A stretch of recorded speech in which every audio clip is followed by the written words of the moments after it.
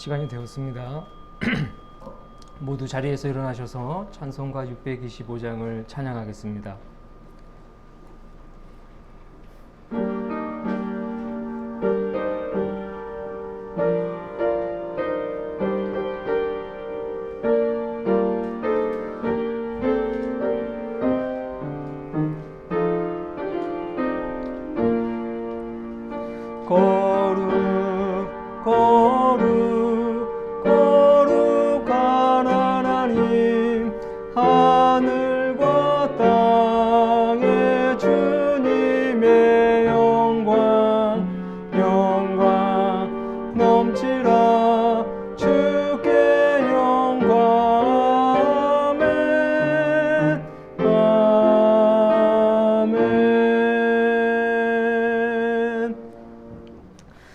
사랑하는 여러분, 오늘은 성령 강림 후 제12주이며 남북 평화 통일 공동기도 주일, 북한 선교 주일, 또 광복 기념 주일입니다.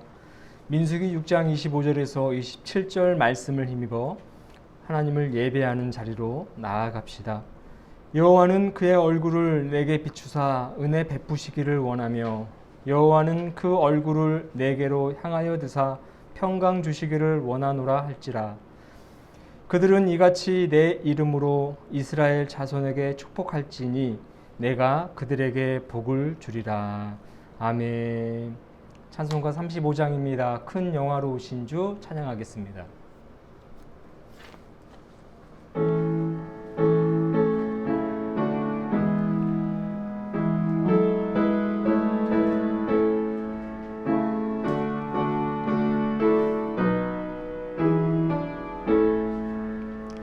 큰 영화로우신 주 이곳에 오셔서 이 모인 자들로 주 백성 삼으사 그 중에 항상 계시고 그 중에 항상 계시고 큰 영광 나타내소서.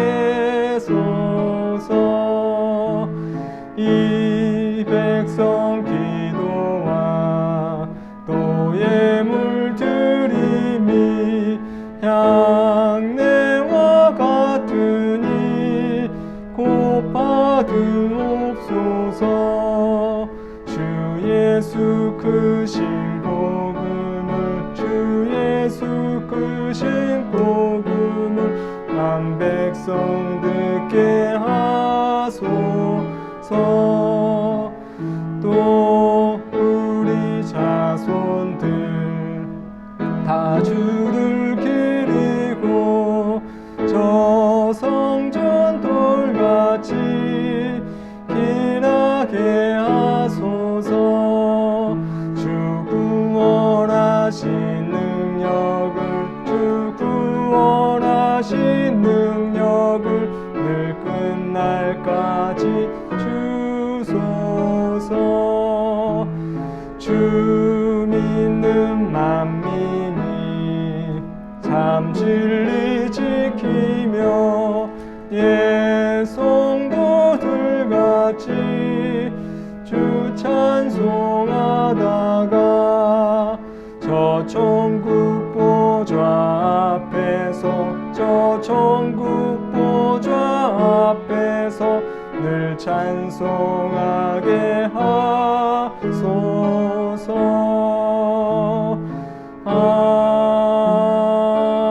아멘. 다 함께 침묵하며 지난 한 주간의 삶을 성찰하도록 하겠습니다.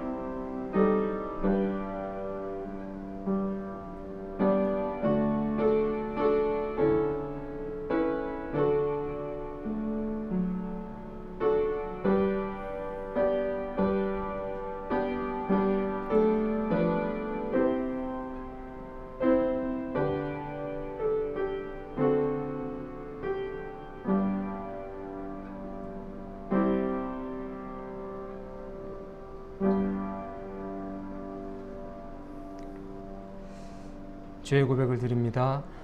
주님, 우리는 나라의 주권을 빼앗기고 남의 나라의 지배를 받으며 살았습니다.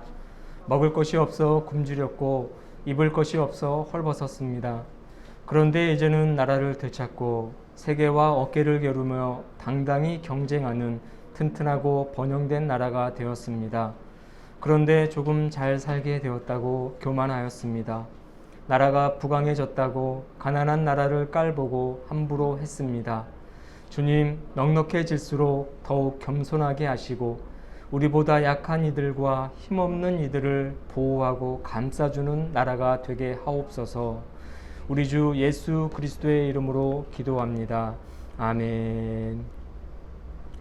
죄를 버리고 주님을 따라 살기로 다짐하는 자에게 주시는 우리 주님의 위로와 용서의 말씀을 들으시길 바랍니다.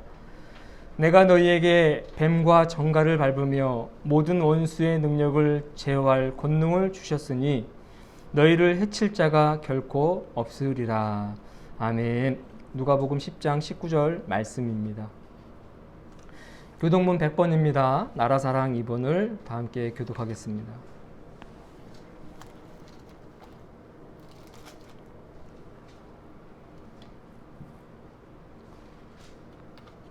할렐루야. 내 영혼아 여호와를 찬양하라. 나의 생전에 여호와를 찬양하며 나의 평생에 내 하나님을 찬송하리로다. 귀인들을 의지하지 말며 도울 힘이 없는 인생도 의지하지 말지니 그의 호흡이 끊어지면 흙으로 돌아가서 그의 날에 소멸하리로다. 야곱의 하나님을 자기 도움으로 삼으며 여호와 자기 하나님에게 자기의 소망을 두는 자는 복이 있도다. 여호와는 천지와 바다와 그 중에 만물을 지으시며 영원히 진실함을 지키시며 억눌린 사람들을 위해 정의로 심판하시며 줄인 자들에게 먹을 것을 주시는 이시로다. 여호와께서는 갇힌 자들에게 자유를 주시는도다. 여호와께서 맹인들의 눈을 여시며 여호와께서 비굴한 자들을 일으키시며 여호와께서 의인들을 사랑하시며 여호와께서 나그네들을 보호하시며 고아와 과부를 붙드시고 악인들의 길은 굳게 하시는도다. 아멘.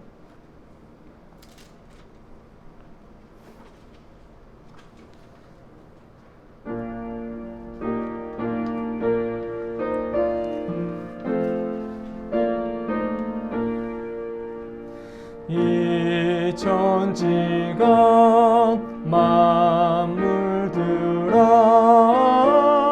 복 주시는 주 여호와 전능성부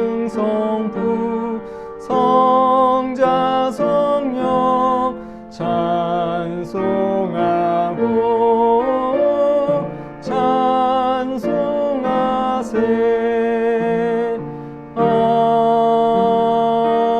아멘. 자리에 앉으시길 바랍니다. 오늘은 남북평화통일 공동기도주일이기 때문에 특별히 한국 기독교 교회 협의회에서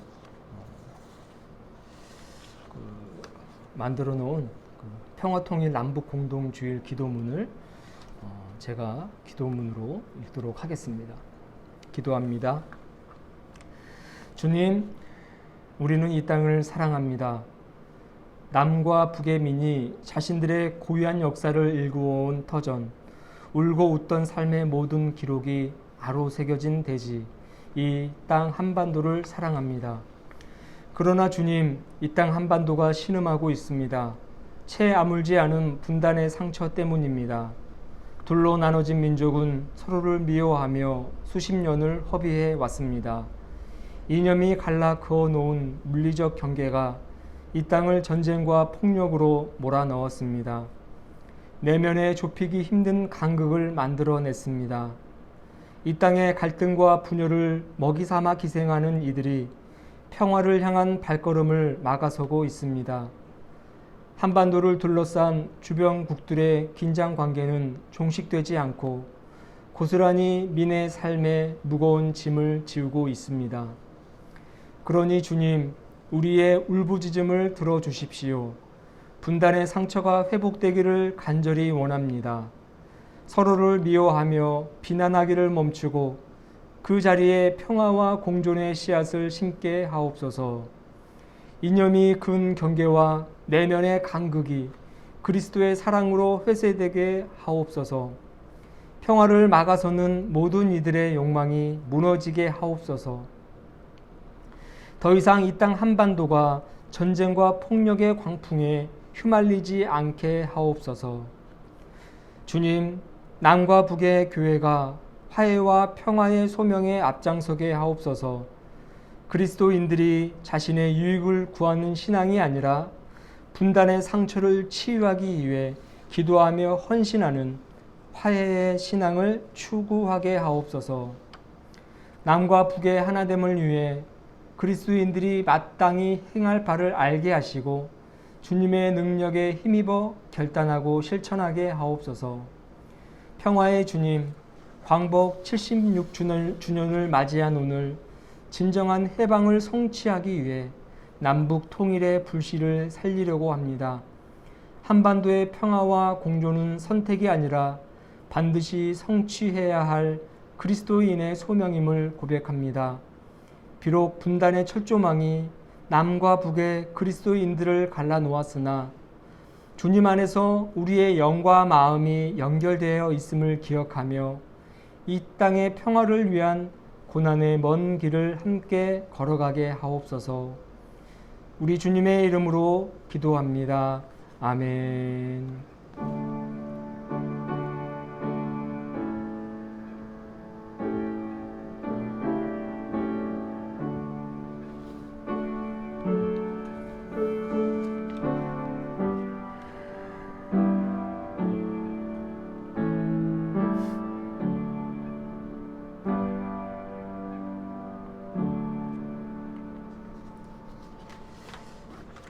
오늘의 말씀은 시편 127편 1절부터 5절까지입니다.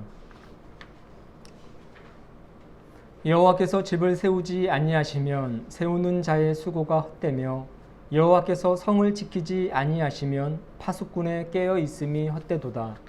너희가 일찍이 일어나고 늦게 누우며 수고의 떡을 먹음이 헛되도다. 그러므로 여호와께서 그의 사랑하시는 자에게는 잠을 주시는도다.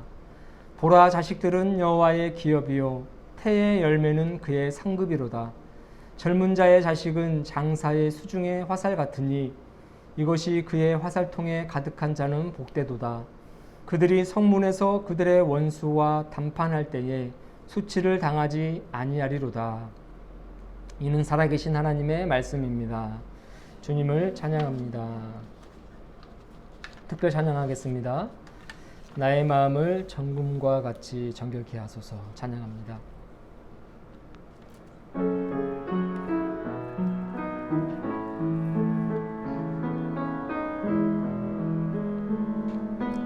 나의 마음을 정금과 같이 정결케 하소서. 나의 마음을 정금과 같이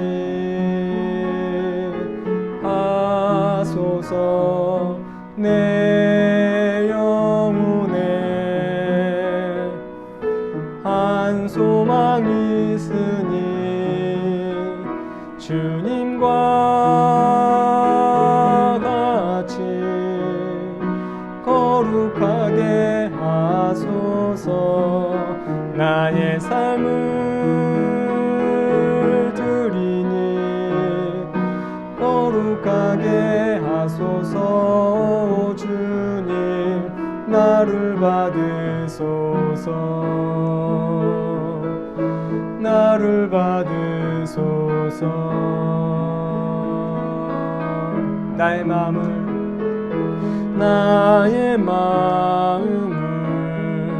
정금과 같이 정결케 하소서. 나의 마음을 정금과 같이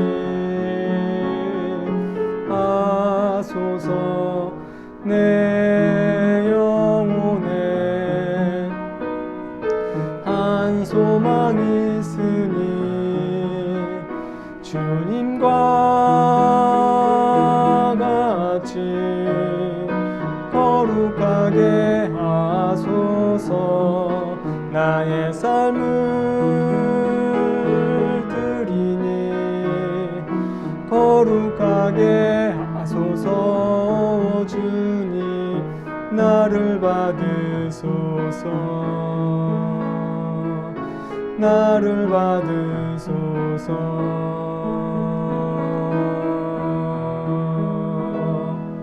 아멘.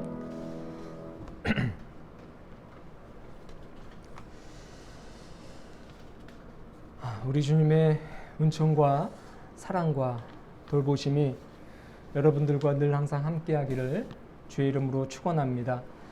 우리 서로 인사 나누겠습니다. 사랑합니다. 축복합니다. 사랑합니다. 축복합니다. 날마다 주님의 도우심을 힘입으며 살아가실 수 있는 여러분이 되시길 바랍니다. 오늘은 시편 127편 1절부터 5절까지 말씀을 가지고 함께 은혜를 나누도록 하겠습니다. 본 시편을 읽어보면 여러분 떠오르는 성경이 있습니다. 그것은 바로 전도서입니다.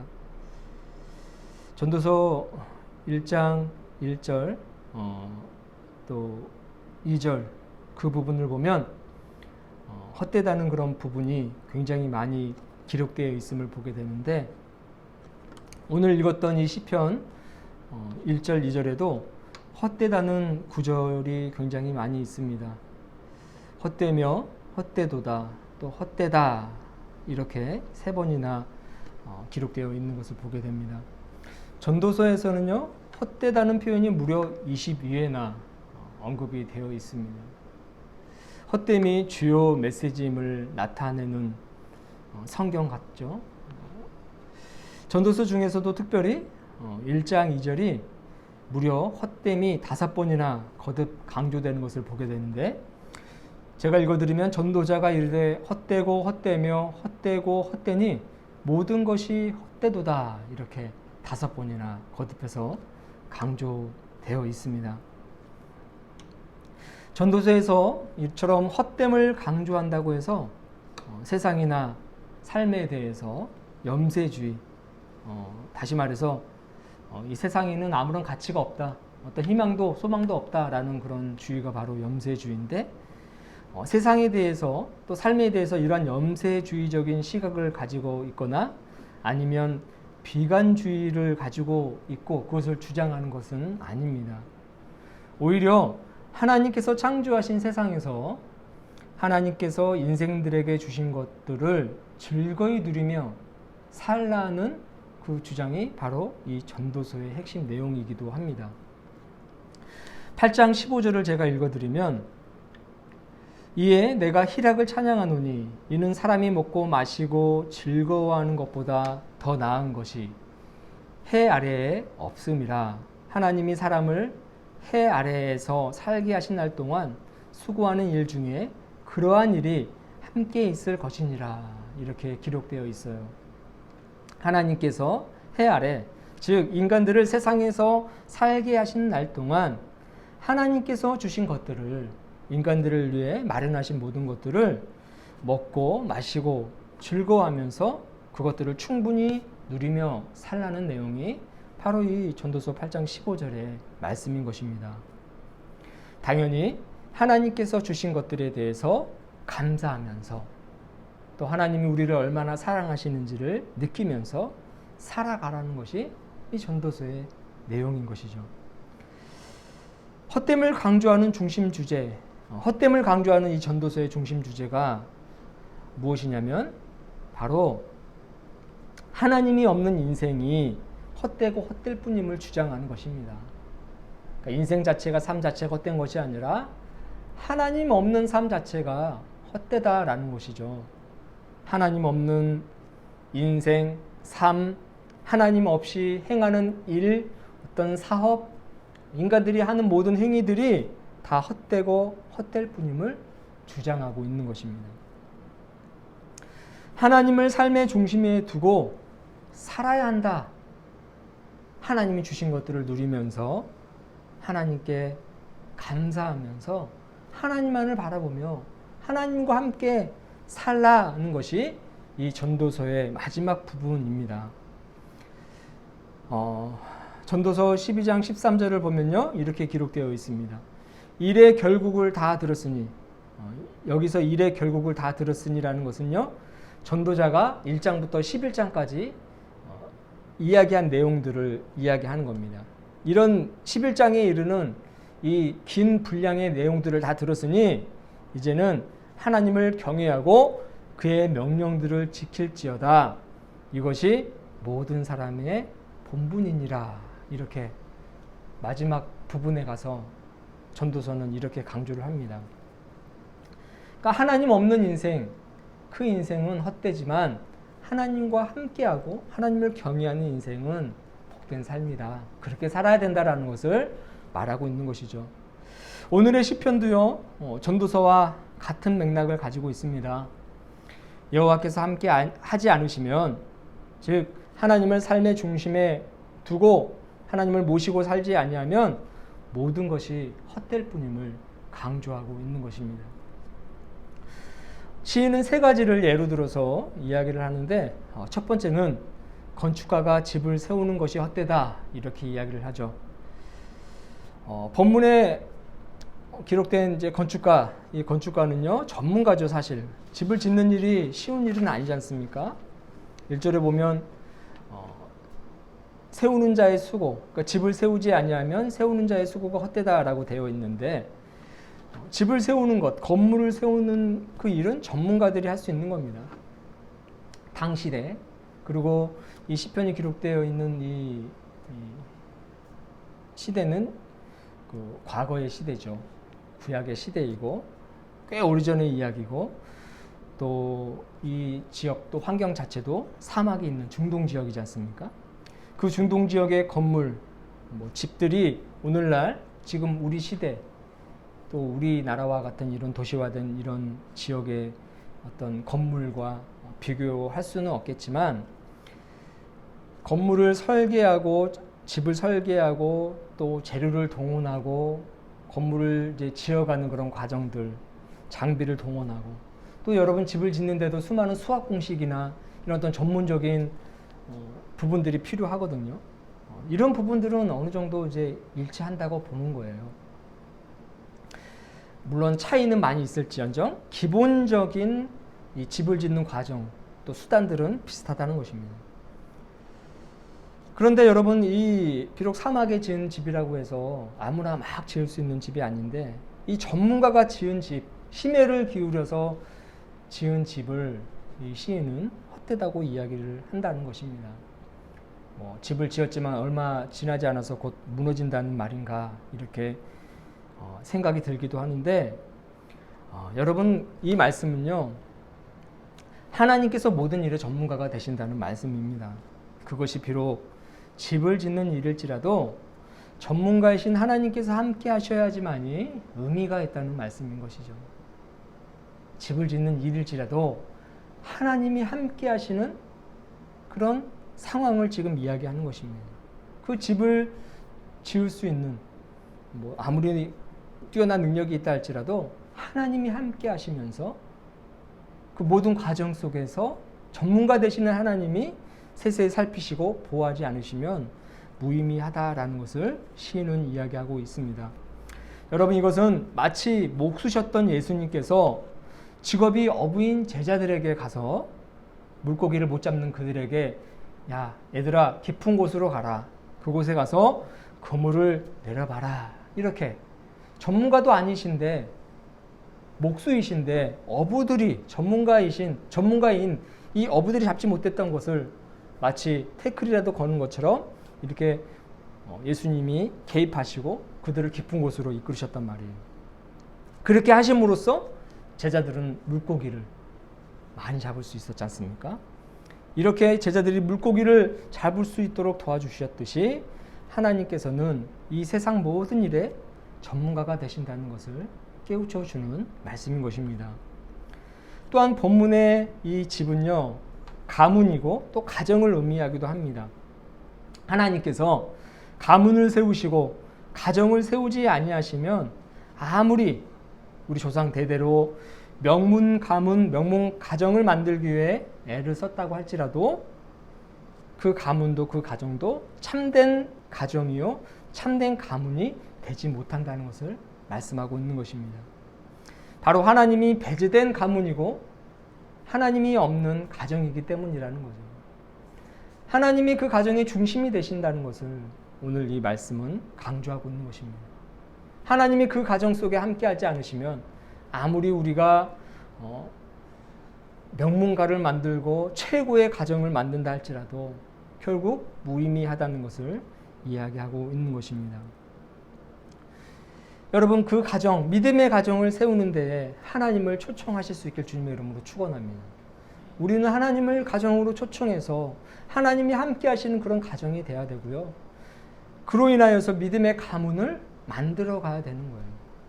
그것은 우리의 노력으로 할 수 있는 것이 아니에요. 아무리 애를 쓰고 노력한다 할지라도 믿음의 가문은 만들 수 없습니다. 하나님이 함께 하실 때에 하나님이 그 가정과 가문에 개입하실 때에 비로소 건강한 가정, 믿음의 가문, 참된 가정, 아름다운 가문, 그 성가정이 될 수 있다는 것입니다. 그렇기 때문에 여러분 우리는 우리 가정에서 우리 자녀들을 교육할 때에 하나님을 그의 인생의 중심으로 두도록 우리는 노력하고 애쓰고 교육을 해야 되는 것입니다. 자녀들에게 남겨줄 수 있는 최고의 유산이 무엇입니까? 돈입니까?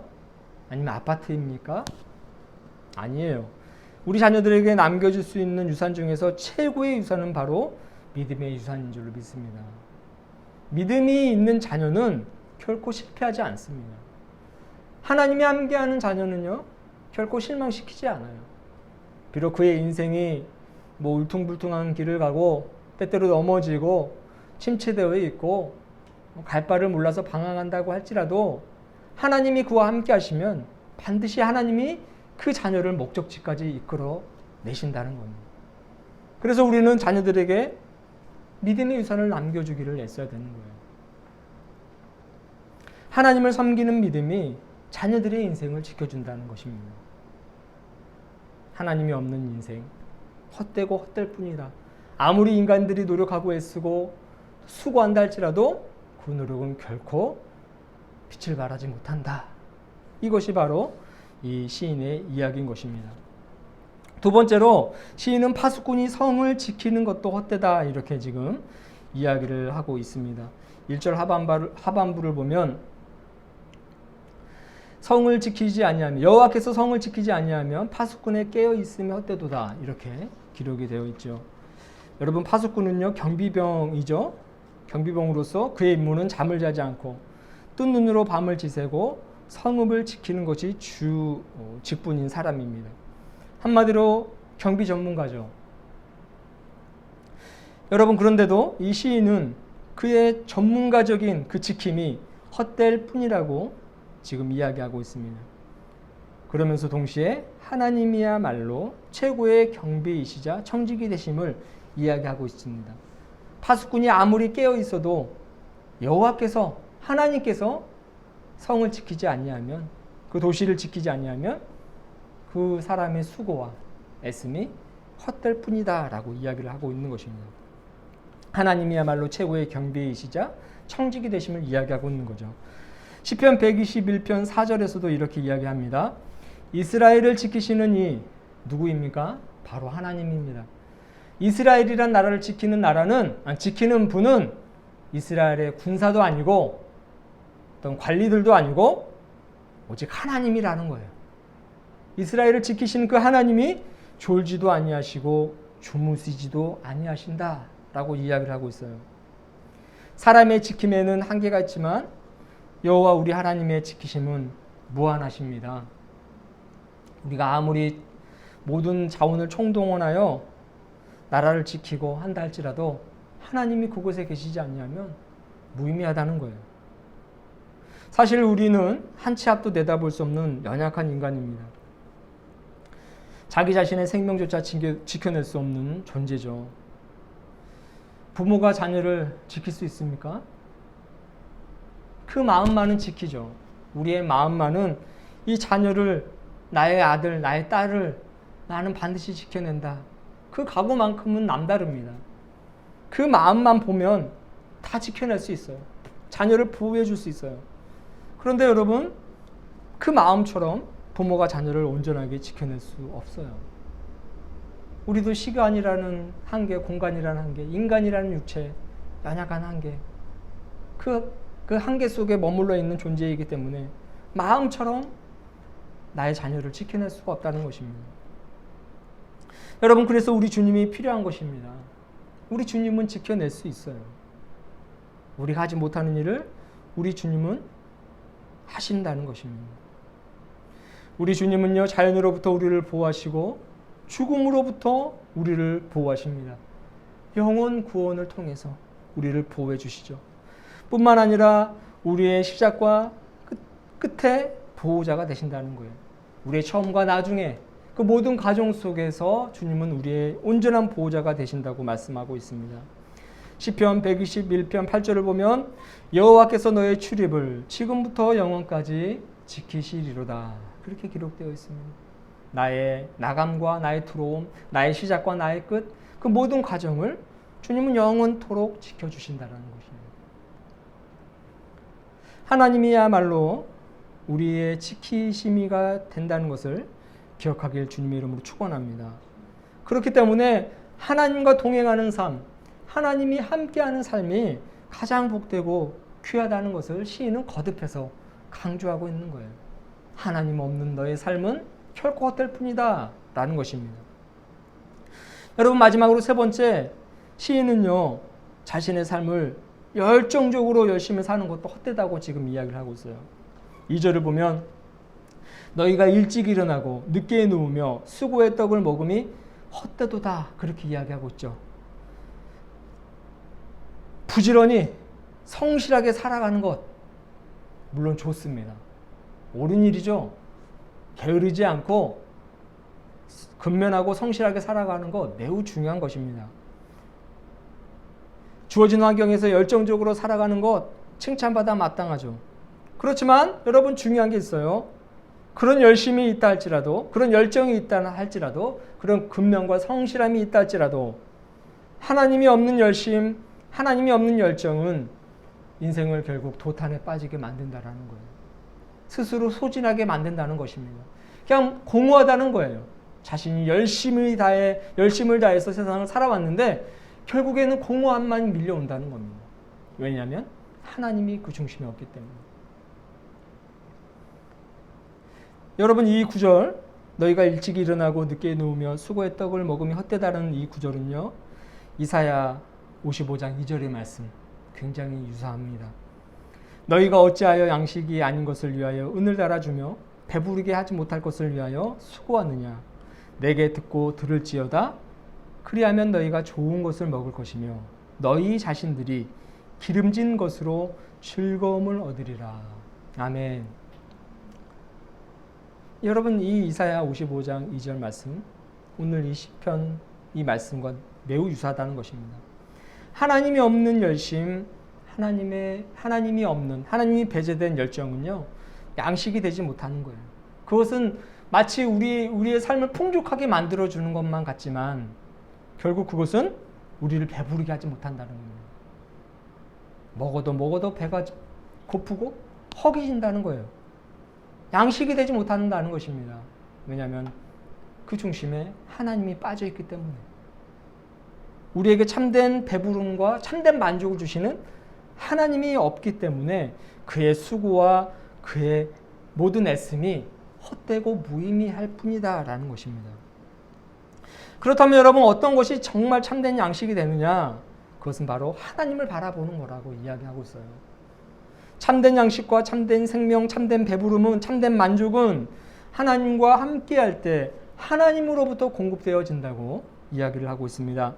이사야 55장 3절입니다. 너희는 귀를 기울이고 내게로 나와 들으라. 그리하면 너희의 영혼이 살리라. 아멘. 내가 너희를 위하여 영원한 언약을 맺으리니 곧 다윗에게 허락한 확실한 은혜니라. 내게 나아오라. 내게 귀를 기울이라. 나의 말씀을 들으라. 나를 바라보라. 나와 함께하자. 그리하면 너의 영혼이 살게 된다. 너희들이 참된 양식을 얻게 된다라는 것입니다. 이것이 은혜가 가지고 무엇이겠습니까? 이것이야말로 우리 인생에서 너무나도 중요한 하나님의 은혜이자 하나님의 사랑이 아닙니까? 제 아무리 바쁘고 성실하게 또 진실되게 사는 사람이라 할지라도 하나님을 삶의 중심에 두고 하나님께 귀를 기울이고 하나님을 바라보면서 늘 하나님과 동행하는 삶을 살아가지 아니하면 그의 모든 애씀과 수고가 무의미할 뿐임을 이사야도 말을 하고 오늘 이 시인도 거듭해서 강조하고 있다는 것을 여러분 명심하시길 바랍니다. 하나님이 배제된 삶은 무의미한 삶, 어떤 면에서는 참 안타까운 삶이 될 수밖에 없어요. 그러나 하나님과 함께하는 이에게는 여러분 참된 평안과 참된 만족이 있습니다. 기쁨이 있습니다. 평안의 증거가 무엇입니까? 오늘 시인은 잠이라고 합니다. 잠. 2절 끝부분을 보니까 그러므로 여호와께서 그의 사랑하시는 자에게는 잠을 주시는도다. 그렇게 말씀을 하고 있어요. 잠을 주시는도다. 하나님께서 그에게 평안을 주시기 때문에 하나님과 함께하는 그 사람에게 평안을 주시기 때문에 그의 마음에 평안이 가득 참으로 인하여 마음이 흔들림 없이 편안하게 요동침 없이 편안하게 잠을 잘 수가 있는 것입니다. 하나님과 함께하는 사람, 그 사람은 행복한 사람입니다. 하나님을 삶의 중심에 모시고 한시도 하나님을 떠나지 아니하며 하나님의 말씀을 청종하려고 애쓰고 하나님을 사랑하고 하나님을 신뢰하는 사람, 그 사람이 참된 사람인 것이죠. 참된 평안을 누리는 사람이고 진정으로 행복한 사람인 것입니다. 우리의 환경, 불행하냐 아니면 행복하냐, 그런 환경은 그다지 중요하지 않아요.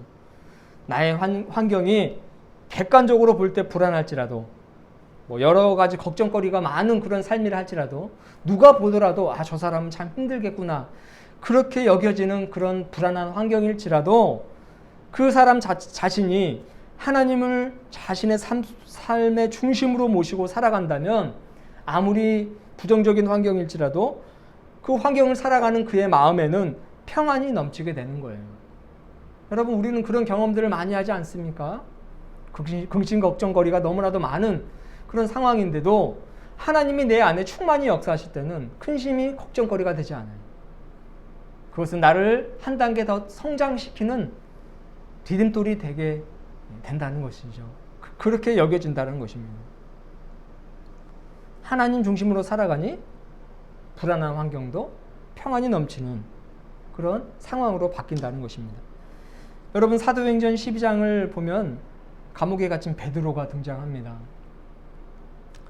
여러분, 베드로가 참 대단한 게 무엇이냐면 그는 감옥에서도 잠을 잤다는 거예요. 얼마나 깊이 잠이 들었으면 이제 베드로를 감옥에서 이제 탈출시키기 위해서 도와주러 온 천사가 옆구리를 찰 정도였습니다. 자신이 온 줄도 모르고 도와주러 온 줄도 모르고 깊은 잠에 빠진 베드로의 옆구리를 걷어차서 깨워가지고 그를 밖으로 데리고 나오는 장면이 사도행전에 기록되어 있어요. 제가 읽어드리면 사도행전 12장 7절 호련히 주의 사자가 나타나매 옥중의 광채가 빛나며 또 베드로의 옆구리를 쳐 깨워 이르되 급히 일어나라 하니 쇠사슬이 그 손에서 벗어지더라. 밝은 광채가 비치고 천사가 내려왔는데도 그걸 알지 못하고 깊은 잠에 들었던 거예요. 감옥이라는 환경인데 자신이 어떻게 될지도 모르는, 나의 운명이 어떻게 뒤바뀔지 모르는 그런 정말 극심한 불안이 넘치는 환경인데도 여러분 잠을 잤다라는 거예요. 어떻게 이렇게 깊은 잠을 잘 수 있습니까? 하나님께서 베드로와 함께 하시기 때문에, 온전히 신뢰하는 그 베드로와 함께 하시기 때문에 베드로는 꿀잠을 잘 수가 있었던 것입니다. 저는 그렇게 생각합니다. 하나님이 함께 하시는 자에게는 하나님이 잠을 주시는 이유가 분명한 것입니다. 하나님을 신뢰하기 때문에 그 안에는 평안이 있을 수밖에 없는 거죠. 다윗은 시편 4편에서 이렇게 고백합니다. 내가 평안히 눕고 자기도 하리니 나를 안전하게 살게 하시는 이는 오직 여호와이시니이다. 사랑하는 여러분, 우리의 운명을 하나님께 맡기십시오. 여러분의 운명을 하나님께 맡기십시오. 그러면 됩니다. 왜 여러분 잠을 못 자요? 왜 걱정합니까? 왜 전혀 이룰 것 없는 수고를 하고 계십니까? 하나님을 온전히 신뢰하지 못하기 때문 아닙니까? 아니, 어쩌면 그 행위 저변에는 하나님을 무시하는 것일 수도 있습니다. 자신의 삶에서 하나님을 배제해버리고 어떤 문제가 생겼을 때에 스스로 해결하려고 하면서 하나님보다 자신을 더 의지하고 자신을 더 믿는 그런 불신앙적인 모습에서 기인한 것이 아닌가 싶어요. 이룰 것 없는 수고, 잠을 못 자고 걱정하는 것, 그 도움을 해결해 주실 수 있는 하나님보다 자신을 더 의지하기 때문이 아닌가 생각이 됩니다. 여러분, 우리가 읽었던 교동문에도 이런 말씀이 있어요. 귀인들을 의지하지 말고 도울 힘이 없는 인생도 의지하지 말아라. 그렇게 이야기를 하고 있어요. 여러분 기억나십니까? 귀인들을 의지하지 말고 인생도 도울 힘이 없는 인생도 의지하지 말라. 그렇게 이야기를 하고 있어요. 여러분 귀인이나 도울 힘이 없는 인생들, 그들도 결국은 흙으로 돌아갈 수밖에 없는 피조물에 불과한 거예요. 한계를 가진 연약한 인간인 것입니다. 야곱의 하나님을 자기의 도움으로 삼고 여호와 자기 하나님에게 자기의 소망을 두는 자가 복이 있다라고 이야기를 하고 있습니다. 하나님을 무시하는 사람이 근심과 걱정, 염려 속에서 살아간다고 생각합니다. 도울 힘이 없는 귀인들과 인생들을 의지한다고 저는 생각이 돼요. 하나님이 아닌 사람이나 다른 자원에 손을 뻗는 행위야말로 여러분 불신앙인 것을 기억하시길 바랍니다. 하나님이 우리 눈에 보이지 않는다고 해서 무시해서는 안 됩니다. 하나님께서는 살아서 역사하십니다. 아멘. 세상을 감찰하시고 살아서 온 세상을 운영하셔요. 그 사실을 깨닫고 하나님을 인생 중심에 모시고 하나님과 함께 동행하며 살아가시는 인생들이 되시길 주의 이름으로 축원합니다. 기도하도록 하겠습니다. 참 좋으신 주님, 감사합니다. 하나님이 함께하지 않는 인생은 결국 헛될 뿐이라는 이 시인의 말씀을 우리의 신비에 새기게 하여 주시옵소서. 도울 힘없는 인생들을 의지하지 않게 하시고 하나님만을 바라보며 하나님을 청종하며 살아가는 저희들이 되게 하여 주셔서 우리의 가정이 믿음의 가정, 우리의 가문이 믿음의 가문이 되게 하시고 오직 하나님 한 분만으로 만족해 하는 복된 인생들이 되게 하여 주시옵소서. 감사를 드리며 살아서 역사하시는 예수 그리스도의 이름으로 기도하옵나이다. 아멘. 사도신경으로 신앙 고백을 드리도록 하겠습니다. 나는 전능하신 아버지 하나님, 천지의 창조주를 믿습니다. 나는 그의 유일하신 아들, 우리 주 예수 그리스도를 믿습니다. 그는 성령으로 잉태되어 동정녀 마리아에게서 나시고 본디오 빌라도에게 고난을 받아 십자가에 못 박혀 죽으시고 장사된 지 사흘 만에 죽은 자 가운데서 다시 살아나셨으며 하늘에 오르시어 전능하신 아버지 하나님 우편에 앉아 계시다가 거기로부터 살아있는 자와 죽은 자를 심판하러 오십니다. 나는 성령을 믿으며 거룩한 공교회와 성도의 교제와 죄를 용서받는 것과 몸의 부활과 영생을 믿습니다. 아멘. 찬송가 50장 1절 부르시면서 준비하신 예물 봉헌하겠습니다.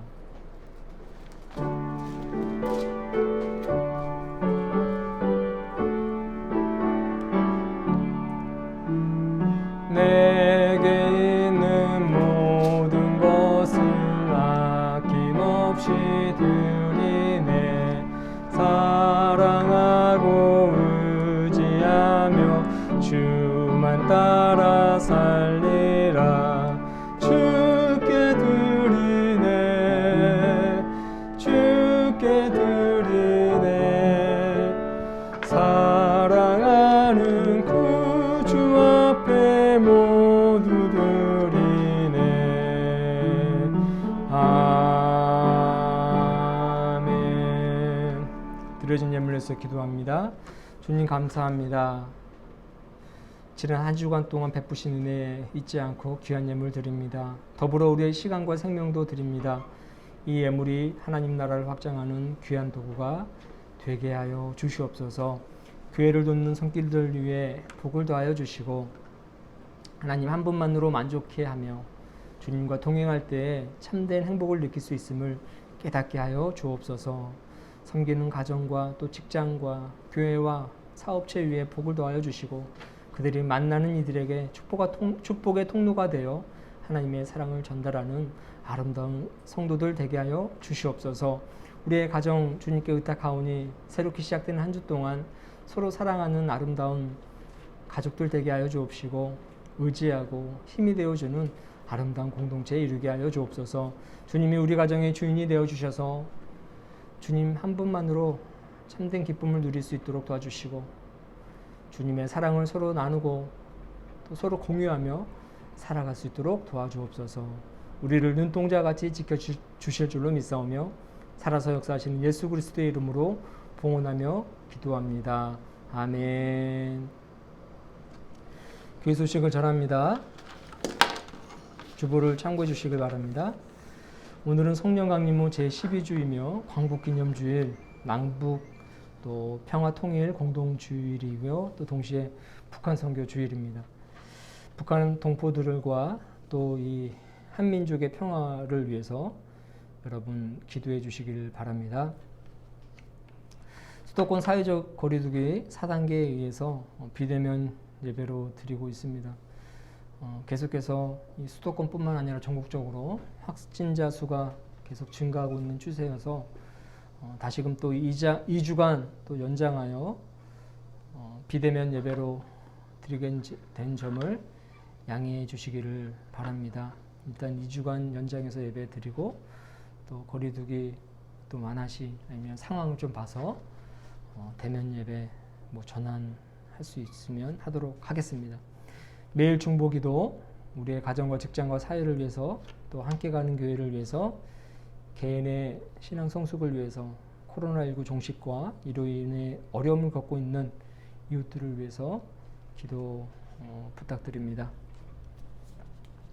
우리 자리에서 일어나시면서 평화 인사를 나누도록 하겠습니다. 주님의 평화가 당신과 함께, 주님의 평화가 당신과 함께.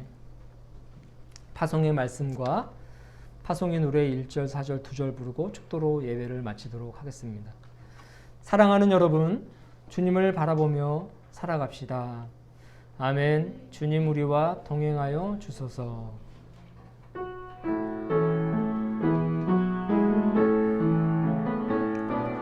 주님의 평화가 우리의 만남 속에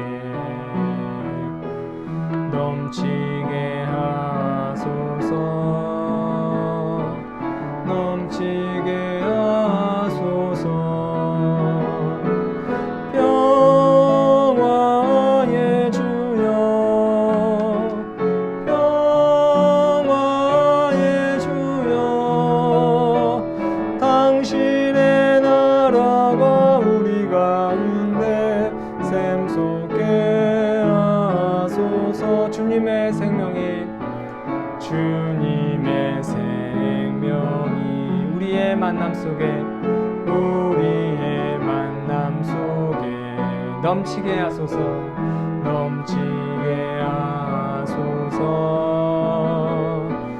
넘치게 하소서. 생명의 주여, 생명의 주여, 생명의 주여,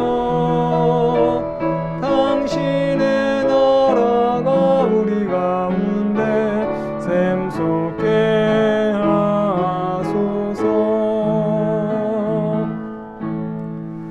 이제는 우리 주 예수 그리스도의 구속의 은혜와 하나님의 넓으신 사랑하심과 성령님의 교통하심이 예배를 마치고 세상으로 향해 나아가는 교우들의 머리 위에, 가족과 만나는 이웃들 위에 이제부터 영원토록 함께 하시기를 간절히 축원하옵나이다. 아멘.